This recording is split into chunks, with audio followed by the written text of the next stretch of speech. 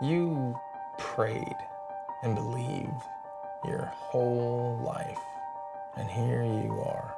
Explain that to me. What do you say to people that are offended by your show because you pray to Jesus in every episode? If we disown him, he'll disown us. When a 12-year-old watches his mother dying of cancer, a God who would allow that is not worth believing in. Life is really a tale told by an idiot, full of sound and fury and signifying nothing. Name? Wheaton, Josh Wheaton, Philosophy 150. You might want to think about a different instructor. Come on, man, it can't be that bad. Think Roman Colosseum, people cheering for your death. I'm Professor Radisson. This is Philosophy 150. I would like to bypass senseless debate altogether and jump to the conclusion, which every sophomore is already aware of: there is no God. All that I require from each of you is that you fill in the papers I've just given you with 3 little words: God is dead. Mr. Wheaton, is something wrong? I can't do what you want. I'm a Christian. If you cannot bring yourself to admit that God is dead, then you will need to defend the antithesis.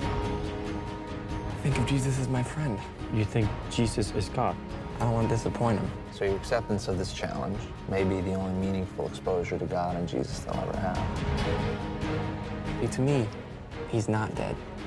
I don't want anyone to get talked out of believing in him just because his professor thinks they should. Mr. Wheaton, are you ready? We're going to put God on trial. If you think you're smarter than me, Wheaton, do not try to humiliate me in front of my students. In that classroom, there is a God. I'm him.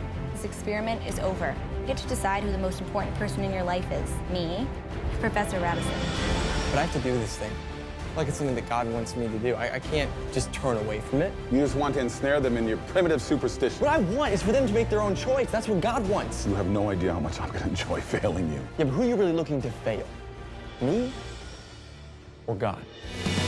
God's not dead, he's surely alive. He's living on the inside, roaring like a lion. God's not dead, he's surely alive. He's living on the inside, roaring like a lion. Science supports his existence. You know the truth. So why do you hate him? It's a very simple question. Why do you hate God? God's not dead, he's surely alive. He's living on the inside.